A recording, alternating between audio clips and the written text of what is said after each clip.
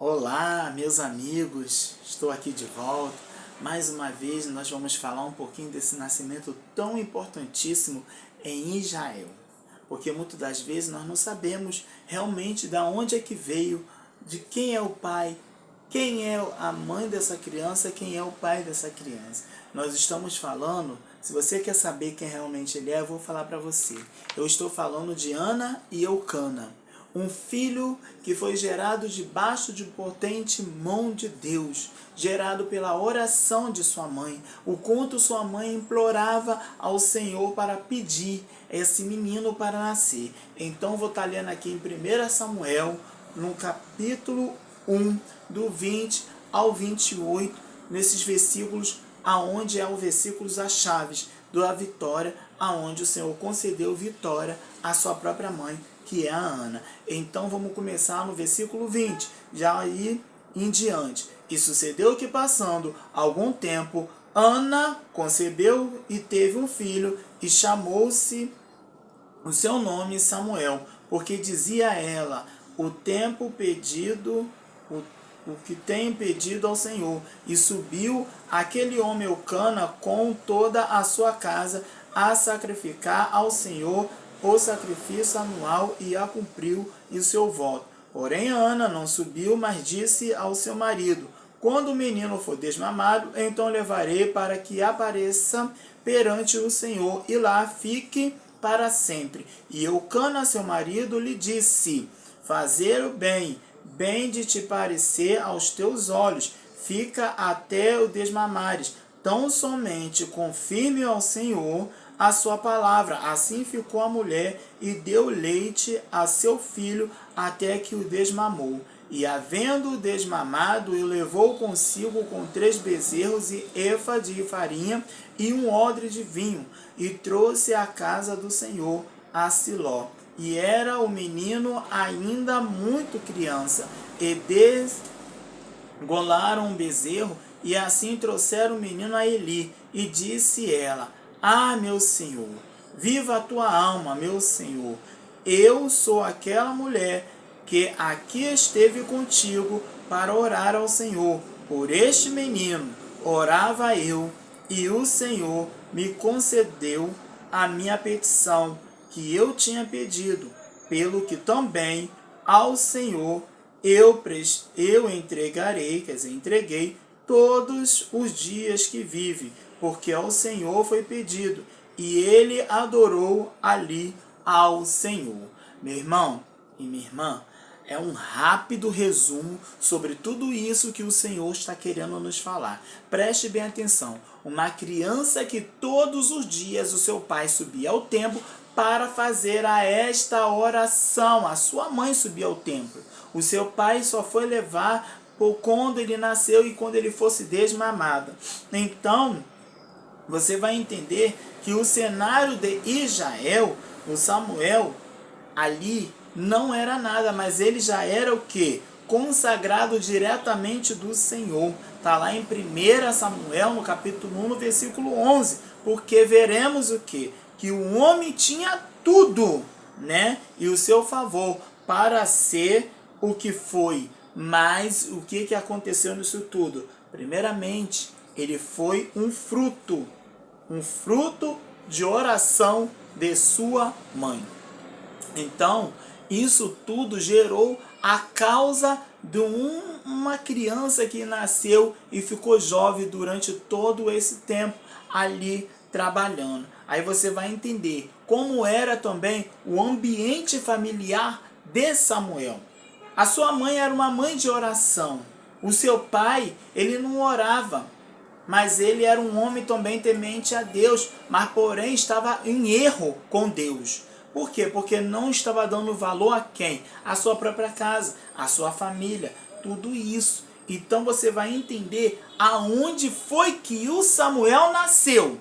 Com tudo isso, com toda essa confusão que acontece no meio de um arraial, com um homem que tinha 2 mulheres, uma era chamada Penina e a outra era chamada Ana, porque o próprio Eucana, ele tinha 2 mulheres, e essas 2 mulheres, porém Penina tinha filhos, porém Ana não tinha filhos. Então o que acontecia no meio desse cenário tão conturbado para essa criança nascer, que poderia ser muito mais pior do que nós poderíamos imaginar? Samuel não deveria nem ter nascido, mas Ana estava onde? Numa oração com o próprio, pedindo que seu ventre fosse aberto. E as coisas foram acontecendo. Então a gente vai entender que nesse primeiro capítulo de Samuel, vemos que lá aonde ele nasceu não era perfeito. Era um cenário todo desconfigurado, né? Era uma coisa muito séria, mágoas do passado, e tudo isso foi catucando ali. Porém, Ana não perdeu a essência de ter ali a fé, de ter gerado um menino. Mas Ana estava nisso tudo. Então você vai ver que o passar, né? Deus do passar havia o mesmo problema de hoje também para nossas vidas, porque justamente está acontecendo tudo isso hoje. Filhos nascendo sem o pai, filhos nascendo sem a própria mãe, uma família desconfigurada que acontecia em tudo isso. Então, era poligamia no meio dessa família. Olha, as coisas foram acontecendo muito ali e o cenário não era mais de agrado. Porém, entre pais e filhos também estava o quê? Presente nas famílias daquela época. Tais fatos, porém, não anulam o projeto de Deus para a família de Samuel. Porém, Deus não anulou esse projeto na família de Ana. Porém, Deus fez a petição dela. Aí você vai entender que Eucana, pai do jovem juiz, sacerdote e profeta, ele era levita da família Coate. E está ali em 1 Crônicas, né, no capítulo 6, nos versículos do 22 ao 18. Então tudo isso Deus foi tratando com o próprio Samuel e ali também com os seus pais também, tudo direitinho, sem que causasse dano algum à vida do próprio Samuel. Então o homem, ele era elevado às posições sociais, né? Chefe de família de Zofim, que deu origem ao nome da aldeia de Ramatai. Isofim, que significa atitude ou elevação dupla. Tá tudo aqui, tá coladinho, porque justamente Deus não quer, irmão, que a gente fique o tempo todo fazendo algo que vai desinteressar. Tudo isso. Para você entender que o próprio Eucana, ele era o quê? Um bigamy, né?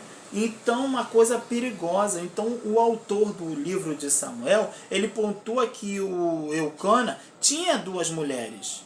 Você vai entender que eu falei sobre isso aqui, que ele tinha 2 mulheres. Então, você vai entendendo que tudo isso vai passando. É uma coisa perigosa de próprios danificação de família, tá? Então, ali no que o Senhor vai dizer agora, embora fosse tolerado pela lei, alguns homens na Bíblia, né, foram o quê? Polígamos. Mas tiveram o quê? O seu fim, de consequências gravíssimas. São coisas muito sérias. São coisas que o Senhor não quer, nem para mim e nem para a sua vida. Porque quando a gente vai em Novo Testamento, aí o Senhor Jesus diz que é para nós ser o quê? Esposo de uma mulher só e marido de uma mulher só. Tratar as mulheres como Cristo amou a igreja. Paulo diz isso também nas cartas de quê, gente? De Efésios. Fala lá em Coríntios. Também fala nas cartas de Romanos. Para que nunca esteja desavença no meio de nós. Então tudo isso vem acontecendo nas nossas vidas. Aí também vai dizer uma família piedosa. Por que era uma família piedosa? Porque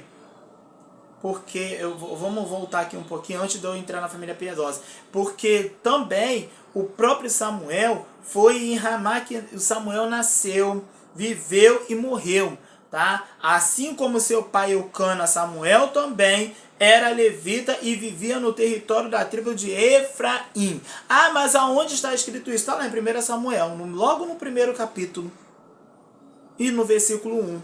vai falar sobre isso, tá? Aí vamos falar agora que ele era de uma família piedosa. Por que ele era de uma família piedosa? Porque essa família, ela subia para prestar um culto ao Senhor dos Exércitos, né? Apesar das dificuldades, pai e filhos não devem deixar de ir à casa de Deus, pois ali Deus falou conosco. Então tudo isso Deus foi tratando no meio dessa família. Todo dia ele estava no templo aprendendo. Gente, preste atenção, Jesus também, quando saiu um pouco do conforto da sua mãe e do seu pai, ele também estava onde? Nas sinagogas, aprendendo algo da parte de Deus. Samuel também tinha isso. E Deus foi trabalhando. Então Samuel, ele foi gerado o quê? Em oração. Vamos falar o quê? Frutos de oração. O que é frutos da oração? Coisas geradas debaixo da potente mão de Deus. Se for um pedido, há quanto tempo você está pedindo? Há quanto tempo você está orando para Deus gerar alguma coisa boa para você? Não é só gerar um filho, não, irmão. Às vezes tem coisa que temos que gerar algo profundo, intimidades com Deus. Às vezes, para a gente louvar, nós precisamos orar. Às vezes, para nós pregar, precisamos orar. Às vezes, para nós precisarmos de uma cura e ver uma cura também precisa de oração. Então tudo é gerado debaixo da potente mão de Deus na oração. É na oração que você vai ver os frutos do Senhor sendo adotado. A humildade da Ana também foi isso que aconteceu. Olha só, vou dizer aqui para você, ó. A mulher era forte, firme, decidida apesar de todas as provocações de Penina. Ana se mostrou humilde. Penina, sua rival, fazia de tudo para que irritar, que Ana se irasse contra ela, perdesse o controle contra ela. E o que fazia era subir a casa de Deus todos os dias. Ana subia a casa de Deus todos os dias para quê? Para orar, para pedir força ao Senhor. Ana também era uma mulher cristã, espiritual, sempre buscando sabedoria para proceder com prudências, como a mulher piedosa. Também a Ana fazia tudo isso. Irmão, vou dizer uma coisa para você. Às vezes a gente toma aqui na maior correria, vai para lá, vem para cá, mas o que aconteceria? Ana, ela era uma mulher muito sábia em tudo. Para você ver, quer ver? Aqui, ó, Ana e as suas amarguras de almas. Toda a situação na qual vivia fez que a sua alma tivesse grandes amarguras. Mas aqui a palavra é a mesma, que parece em Êxodo 15:25 e Ruth 1:20. No caso de Ana, pode ser estendida com desapontamento, frustração e no santuário de oração ao Senhor apenas com os